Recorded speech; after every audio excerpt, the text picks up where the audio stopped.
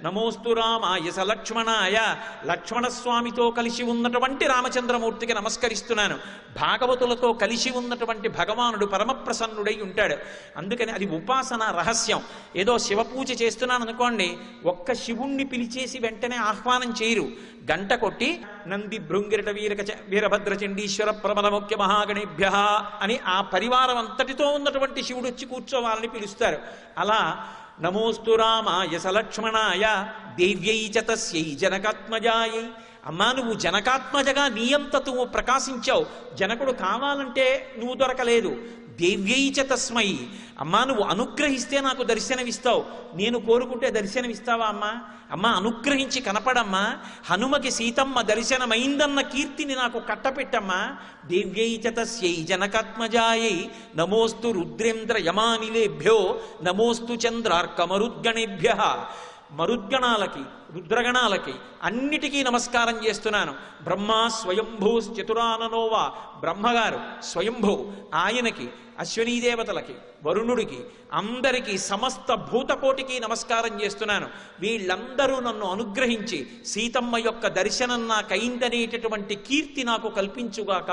సీతమ్మ నాకు దర్శనమిచ్చి నన్ను అనుగ్రహించమ్మా అని ప్రార్థన చేశారు.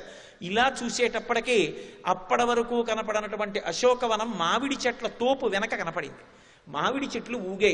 ఓ, ఈ మామిడి చెట్ల వెనక అశోకవనం ఉంది, ఇది నేను వెతకలేదు, ఇక్కడ నా తల్లి ఉండి తీరుతుందని పరమ సంతోషంతో ఒక్క దూకు దూకి అశోకవనంలోకి వెళ్ళారు. పుష్పా వికీర్ణ శిశుభే హనుమాన్ మారుతాత్మజ. ఒక్కసారి ఆ దూకేటప్పటికిట చెట్ల మీద ఉన్నటువంటి పువ్వులన్నీ స్వామి మీద పడి పుష్పములతో కూడినటువంటి కొండ అన్నట్టుగా ఉన్నారు. మహర్షి ఆ అశోకవనం యొక్క వైభవాన్ని వర్ణిస్తారు. ఓ చోట ఎత్తుగా ఉంది, అక్కడి నుంచి ఓ సెలయేరు ప్రవహిస్తూ వచ్చేస్తోంది. మాకు తూర్పుగోదావరి జిల్లాలో కోనసీమలో కనపడుతుంటాయి ఇటువంటి సన్నివేశాలు. పెద్ద పెద్ద చెట్లు ఆ సెలయేటి ఒడ్డున రెండు పక్కలా పెరిగాయి. వాటి కొమ్మలు నీళ్లలో ఇలా అడ్డంగా చేతులు పెట్టినట్టుగా ఉన్నాయి. ఆ ఇలా దిగొచ్చేసినటువంటి సెలయేరు ఈ కొమ్మలు అడ్డొచ్చి మళ్ళీ వెనక్కి తిరిగితే మహర్షి అన్నారు, అది ఎలా ఉంది అంటే ప్రసన్నామివ కాంతస్య కాంతాం పునరుపస్థితాం అన్నారు. ప్రియుడితో కలిసి ఎక్కడో పైన కూర్చున్నటువంటి ప్రియుడు ఏదో కొద్దిగా పరుషంగా హాస్యమాడితే కోపం వచ్చి తొడమించి దూకి వెనక్కి పరిగెత్తుకొచ్చేస్తుంటే చెలికెత్తెలు ఆపాటి హాస్యానికే అతన్ని విడిచిపెట్టి వెళ్ళిపోతావా అని చెప్పి చేతులు అడ్డుపెట్టి వెనక్కి పంపిస్తే మళ్ళీ వచ్చి తొడ మీద కూర్చున్న ప్రియురాలు ఎలా ఉంటుందో వెనక్కి వచ్చిన సెలయేరు చెట్ల కొమ్మలు తగిలి వెనక్కి తిరిగితే అలా ఉందన్నారు.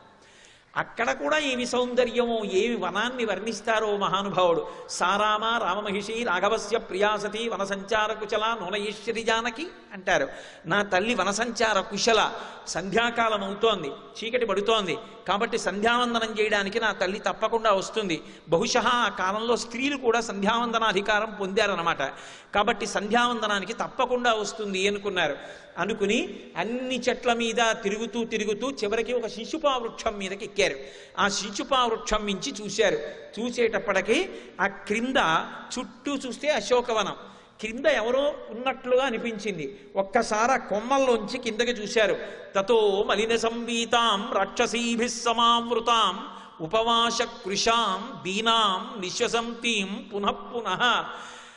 ఒక్కసారి చూసేటప్పటికీ ఇంత అన్వేషణ ఏ తల్లి కోసం చేశారో, ఏ జగన్మాతని అన్వేషిస్తున్నారో, ఏ సీతమ్మ కోసం రామచంద్రమూర్తి బెంగపెట్టుకున్నాడో, ఏ సీతమ్మ కోసం కొన్ని కోట్ల వానరములు భూమండలమంతా తిరుగుతున్నాయో అటువంటి సీతమ్మ తతో మలిన సంవీతాం, మలినమైనటువంటి బట్ట కట్టుకొని రాక్షసీభిః సమావృతాం, రాక్షస స్త్రీల మధ్యలో నిశ్వసంతీం పునః మళ్ళీ నిట్టూరుస్తూ దర్శనమిచ్చింది.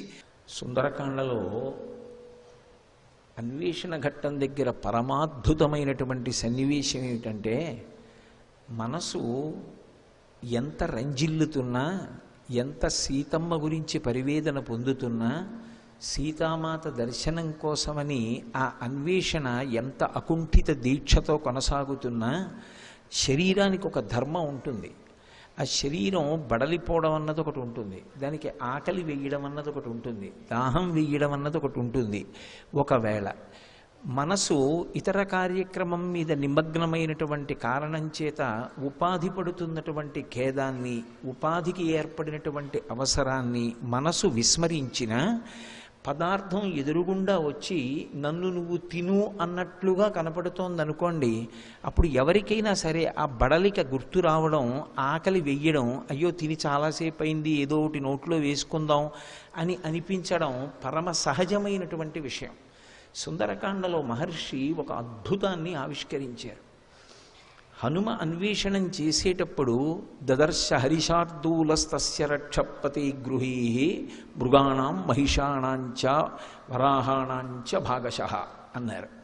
అక్కడ అంతఃపురంలో ఎన్నో పదార్థములు వండి సిద్ధంగా ఉంచారు. అందులో లేడి మాంసం, జింక మాంసం, అడవి పంది మాంసం, దున్నపోతు మాంసం దగ్గర నుంచి అనేక రకములైనటువంటి పదార్థములను వండారు. అవి మూతలు తీసి ఉన్నటువంటి కారణం చేత, కొంతమంది కొంత తిని విడిచిపెట్టినటువంటి కారణం చేత ఎంత గొప్ప సువాసనలు వస్తున్నాయంటే, తల్లి బిడ్డని భోజనానికి పిలిచినప్పుడు ఎంత ప్రేమతో పిలుస్తుందో అంత ప్రేమగా రా నన్ను తిను, రా నన్ను తిను అని పిలుస్తున్నట్లుగా వస్తున్నాయిట వాసనలు. అమ్మ భోజనానికి పిలిస్తే ఏ పిల్లవాడైనా సరే వశవర్తి అవుతాడు. అమ్మ పిలుపు అంత అందంగా ఉంటుంది అన్నం పెట్టడంలో. కానీ హనుమ ఎందుకు దాని వంక చూడలేదు, ఎందుకు దాని వంక తినలేదు అంటే, ఇది సీతమ్మ కాదు కదా అని వెళ్ళిపోయారు. అంటే అన్వేషణలో ఆయనకి సీతమ్మ వినా ఇంకొక దాని మీద దృష్టి లేదు. అది మనసుని పాడు చెయ్యగలిగినదైతే, నిన్నటి రోజున నేను కొన్ని సన్నివేశాలు వర్ణించాను, మనసు పాడయి ఉండాలి. అటువంటి సన్నివేశాలు చూసి ఆయన మనసు పాడవలేదు. శరీర ధర్మం జ్ఞాపకానికి రాలేదు. పోనీ అది దాటి కొంచెం ముందుకెళ్ళిన తర్వాత అంతకన్నా ఆకర్షించగలిగినటువంటి సువాసనలను వెదజల్లేటటువంటి పదార్థములను కనపడ్డాయి. దివ్యాహ ప్రసన్న వివిధాసురాహ సురా వివిధాసురారపి శర్కరాసవ మాధ్వీక పుష్పాసవ ఫలాసవాహ అంటారు మహర్షి.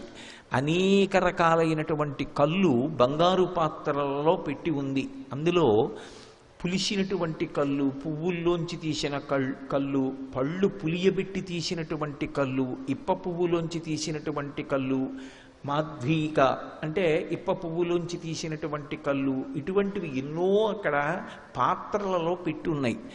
వాటిలోంచి వస్తున్నటువంటి సువాసనలన్నీ కలిసి గుబాళిస్తూ నన్ను ఆస్వాదించు అని పిలుస్తున్నట్లుగా ఉన్నాయి. అయినా ఇది సీతమ్మ కాదు అని ఆయన వెళ్ళిపోయి, ఎటువంటి సీతమ్మ నాకు దర్శనమిస్తుంది అని ఊహ చేశారు అంటే, ఆయన అనుకుంటారు మనసులో, తదున్నసం పాండురదంతమవ్రణం శుచిస్మితం పద్మపలాశలోచనం ద్రక్షేతదార్యా వదనం కదాన్వహం ప్రసన్నతారాధిపతుల్య దర్శనం అంటారు. ఇది సుందరకాండ.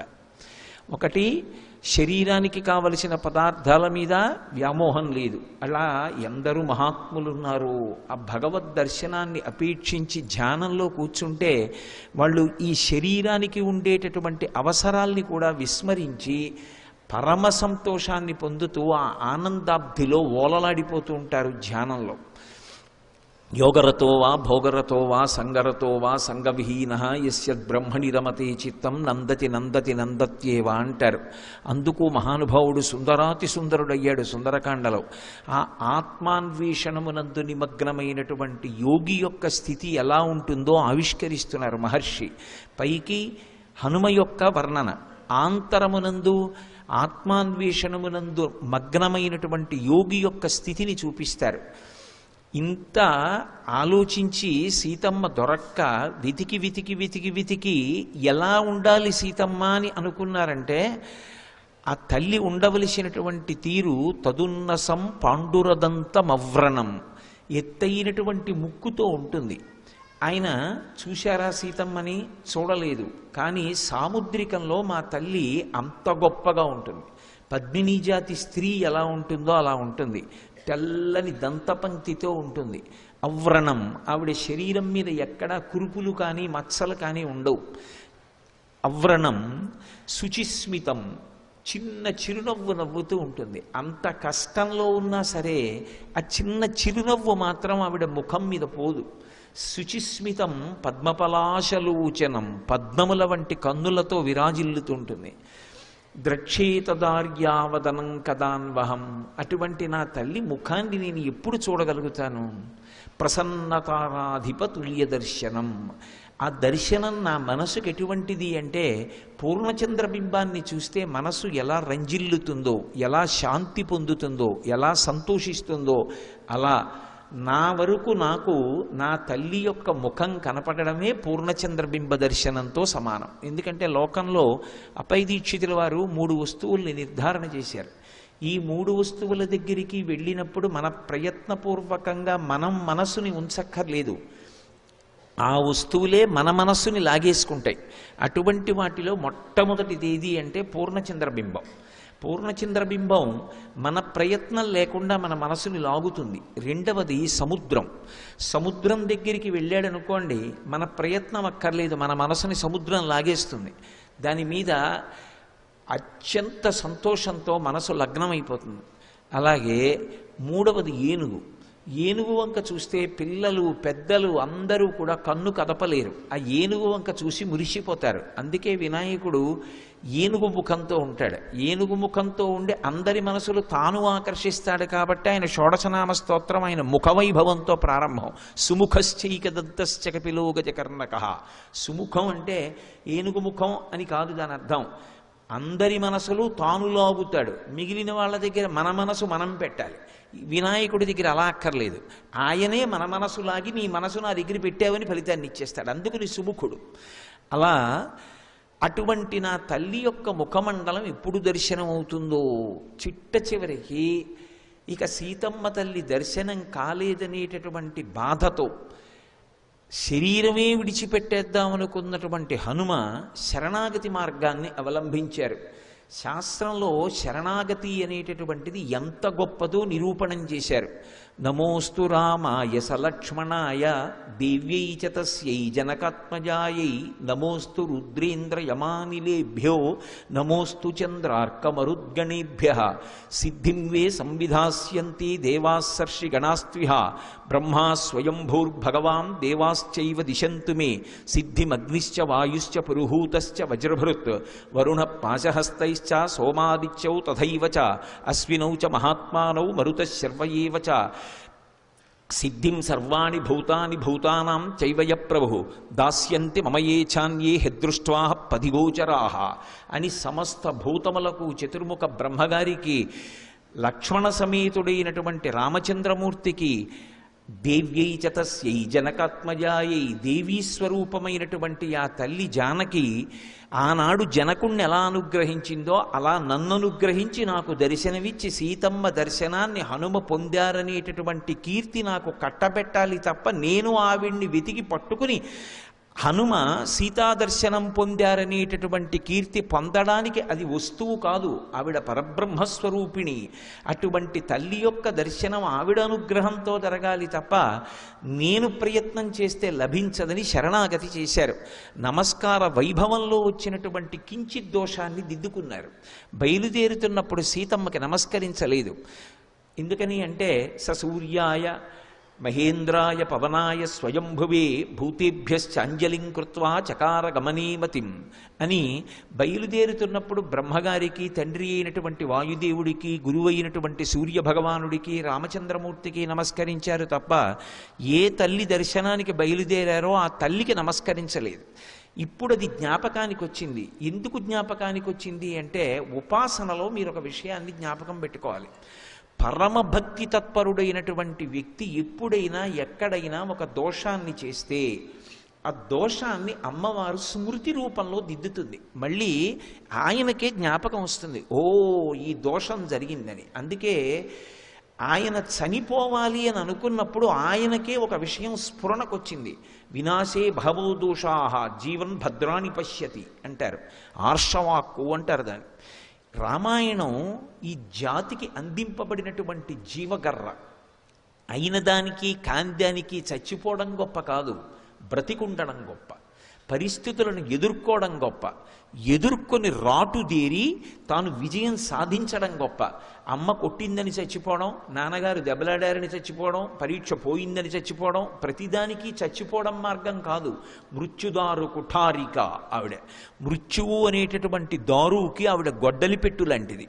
ఆ తల్లిని స్మరించినంత మాత్రం చేత ఆవిడ ఉపాసనలో వచ్చేటటువంటి దోషాన్ని దిద్దుతుంది. అందుకే ఆయనకు ఒక విషయం జ్ఞాపకానికి వచ్చింది, వినాశే భవో దోషాహ. అసలు నేను చనిపోతాననేటటువంటి ఆలోచన మనిషికి రావడం పరమ భయంకరమైన విషయం. అంతకన్నా దోషభూయిష్టమైన ఆలోచన ఇంకొకటి లేదు. చనిపోయి ఏం సాధిస్తాం? చనిపోకూడదు. జీవన్ భద్రాని పశ్యతి. ఎవడు బ్రతికుంటాడో వాడు ఎప్పుడో అప్పుడు శుభవార్త వింటాడు. ఇది సుందరకాండలో అనేక పర్యాయాలు దొర్లుతుంది ఇటువంటి సందర్భం. అందుకని సంపాతి వాక్యం జ్ఞాపకానికి వచ్చింది.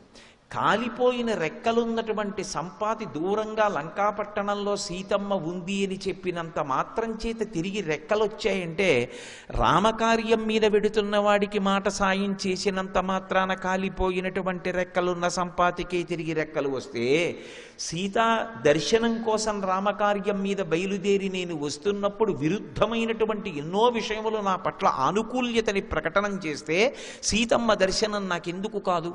కాలిపోయినటువంటి రెక్కలు మళ్లీ మొలిచినటువంటి సంపాతి వాక్యం నాకు ప్రమాణం. సంపాతి వాక్యాన్ని ప్రమాణంగా తీసుకుని మళ్లీ వెతుకుతాను. ఈసారి సీతమ్మకి దర్శనం నమస్కారం చేసి ఆమె దర్శనాన్ని అపేక్షిస్తాను. ఇది దోషాన్ని దిద్ది అది వస్తువు కాదు నేను దర్శించడానికి. నేను చెయ్యగలిగినది ఉపాసన. ఆమె అనుగ్రహించి దర్శనం ఇవ్వాలి తప్ప నేను కాదు దర్శనం చేసేది. అందుకని ఇప్పుడు నమస్కారంతో మొదలుపెట్టారు. కానీ అమ్మవారు లేనటువంటి వారికి సంప్రదాయంలో ఉపాసన రీత్యా పూజ చేయరు. జ్ఞానం ఇవ్వగలిగినటువంటి మహాపురుషులు ఉంటారు, అది గురువుగా పూజ ఉంటుంది, అది వేరు. నిత్య పూజ చేసేటప్పుడు పక్కన అమ్మవారితో కూడుకున్నటువంటి పరమాత్మ స్వరూపాన్ని పూజ చేస్తూ పరివార దేవతలతో కలిపి పిలుస్తారు. అందుకే దేవాలయానికి వెళ్ళినా చుట్టూ పరివార దేవతలు ఉంటారు. పరివార దేవతలకి ప్రదక్షిణంలో నమస్కారం చెయ్యకుండా తిన్నగా భగవంతుని యొక్క దర్శనం ఒకటే అపేక్షించిన వాణ్ణి ధూర్తుడిగా భావిస్తాడు భగవంతుడు. అందుకే ప్రదక్షిణం చేసి పరివార దేవతల్ని చూసి వెళ్ళాలి. అందుకని రామ మీకొక్కరికి కాదు నమస్కారం, నమోస్తు రామాయ సలక్ష్మణాయ ఉపాసన రహస్యాన్ని ఆవిష్కరిస్తున్నారు. దేవ్యై చ తస్యై జనకాత్మజాయి, జనకాత్మజ అయినటువంటి ఆ తల్లుందే ఆమెకి నమస్కరిస్తున్నాను. మిగిలిన వారందరికీ నమస్కరిస్తున్నాను. సమస్త భూతకోటికి నమస్కరిస్తున్నాను. ఇప్పుడు కనపడింది శిశుపావృక్షం. ఎక్కడ? సదదర్శ విదూరస్థం చైత్యప్రాసాదముచ్ఛ్రీతం మధ్యే స్తంభ సహస్రేషు స్థితం కైలాస పాండురం అంటారు మహర్షి. 1000 స్తంభాల మంటపం ఉంది. 1000 స్తంభాల మంటపం అది చైత్యప్రాసాదం.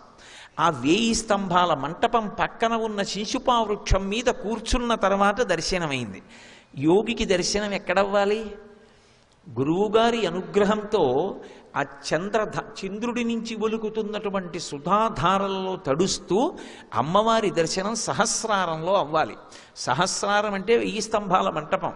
అందుకే యోగపరంగా ఆలోచన చేస్తే అది 1000 స్తంభాల మంటపం. ఆ మంటపం పక్కన ఉన్నటువంటి శిశుపావృక్షం మీద కూర్చునుండగా కింద తల్లి కనపడింది. ఎలా కనపడింది?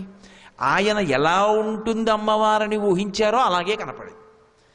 అది భగవంతుని యొక్క లక్షణం ఏమిటంటే యద్భావం తద్భవతి. వేదాహమేతం పురుషం మహాంతం ఆదిత్యవర్ణం తమసస్వపారే సర్వాణి రూపాణి విచిత్య ధీరః నామాని కృత్వాభివదన్ యదాస్తి అంటుంది శృతి.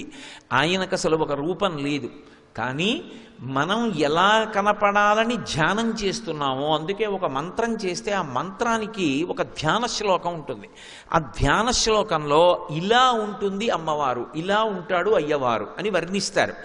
అలా వర్ణించబడినటువంటి రూపం ఏదుందో దాన్ని భ్రూమధ్యంలో కానీ ముక్కు చివర కానీ బాహ్యనేత్రములను మూత వేసి ధ్యానం చేస్తూ లోపల జపం చేస్తారు.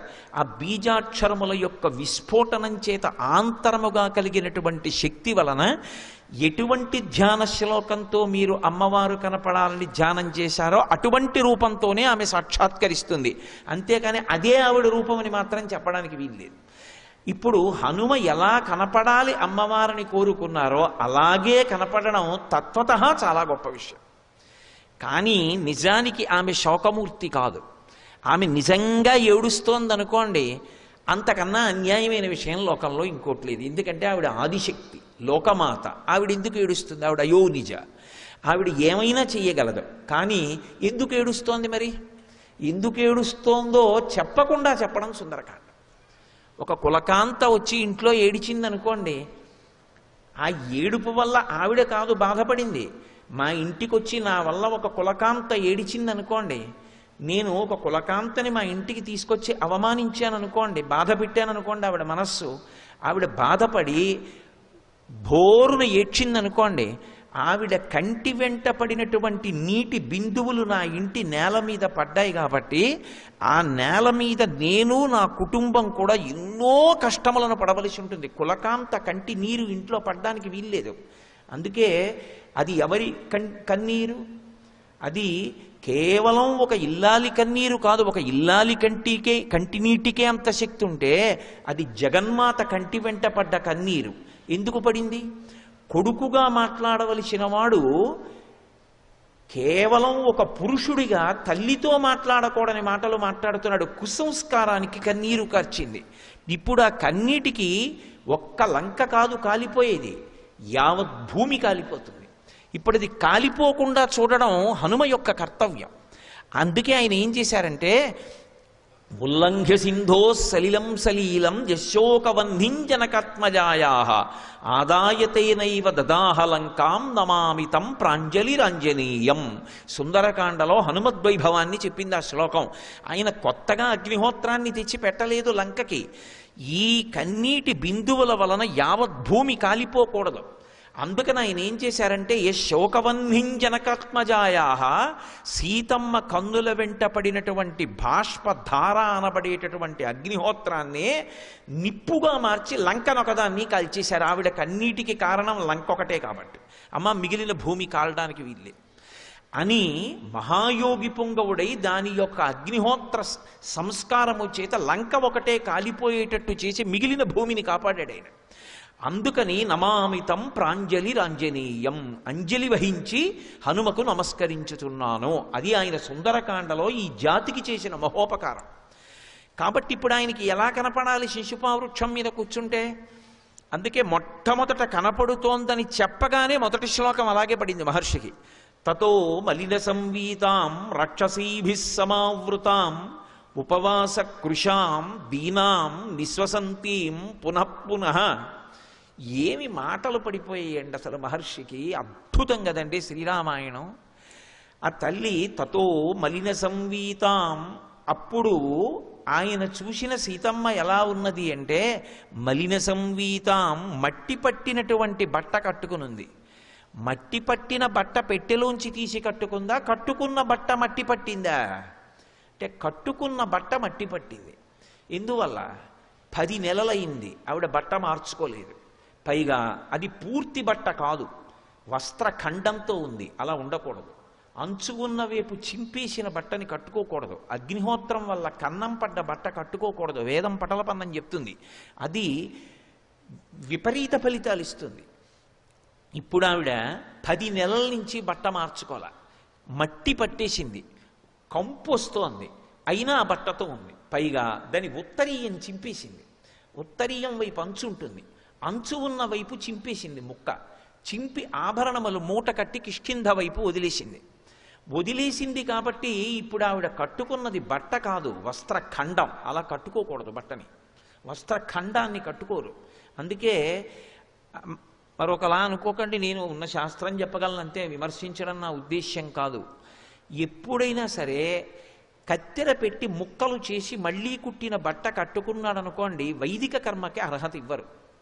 అందుకే తిరుమల లాంటి దేవాలయాల్లోకి వెళ్ళినప్పుడు సాంప్రదాయమైన వస్త్రధారణ చెయ్యండి అని ఎందుకంటారంటే మనని బాధ పెట్టడం వల్ల ఉద్దేశ్యం కాదు, మనకి ఫలితం కట్టపెట్టాలి అని.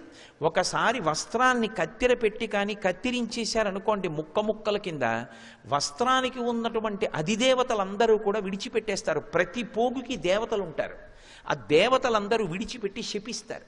నువ్వు ఇన్ని ముక్కలు చేసావు బట్టని, కాబట్టి ఇది కట్టుకుని నువ్వు అఘోరిస్తావంటారు. ఇప్పుడు దాన్ని మళ్ళీ తిరిగి ముక్కల్ని కుట్టారనుకోండి, కుట్టి దాన్ని తొడుక్కున్నారనుకోండి, అప్పుడు ఇక వైదిక కర్మకి పనికిరాడు. అందుకే వికచ్చ అనుత్తరీయశ్చ నగ్నశ్చ అవస్త్రయేవచ అంటుంది వేదం. బట్ట 5 చోట్ల మాత్రమే నలిగితే పంచకట్టు అంటారు. 5 చోట్లే నలగాలి. పంచె విప్పి అక్కడ పెట్టేసి మళ్ళీ పంచె కట్టుకుంటే తెలియాలి స్పష్టంగా 5 చోట్లే మళ్ళీ నలగాలంతే. వికచ్చ గోచి పోసి వెనక కుర్చీళ్లు పెట్టి దోపాలి. అనుత్తరీయశ్చ పైన ఉత్తరీయం లేకపోతే, నగ్నశ్చ బట్టలే కట్టుకోని వాడితో, అవస్త్రయేవచ అసలు ఏ బట్టలు లేని వాడితో, ఒకవేళ నూలుపోగొంటి మీద ఏదైనా ఉన్న యజ్ఞోపవీతం లాంటిది, అవస్త్రయేవచ అందుకని శాపానికి గురైపోతాడు. అలా పూజ చేశాడు కాబట్టి వ్యతిరేక ఫలితం వస్తుంది. అందుకు పెద్ద పెద్ద దేవాలయాల్లో అయ్యో పాపం వీళ్ళు ఇంత దూరం నుంచి కష్టపడి వచ్చారు, పాపం ఏదో సేవ చేసుకోవాలని వచ్చారు, అమాయకులు తెలియక ఏవేవో బట్టలు కట్టుకుని వచ్చేస్తే ఇంత కష్టపడింది వాళ్ళకి ఫలితం రాదు, ఏమో వాళ్ళ అమాయకత్వం చూసి పరమేశ్వరుడు ఇస్తాడేమో తెలియదు. కానీ ఒక దేవాలయాన్ని నిర్వహిస్తున్నటువంటి అధికారులుగా మనకు ఒక కర్తవ్యం ఉంది కదా, మనం చెప్పాలి కదా వాళ్ళకి. చెప్పకపోతే మనం దోషం చేసినట్టు అవుతుందని, అయ్యా సంప్రదాయ వస్త్రాలు కట్టుకోండి, సంప్రదాయ వస్త్రాలు కట్టుకోండి అని పోరు పెడతారు. అది బాధ పెట్టడానికో ఎవరినో హింస పెట్టడానికో అనుకోకూడదు. దాని వెనక ఉన్నటువంటి తాత్పర్యాన్ని సహృదయంతో గమనించాలి.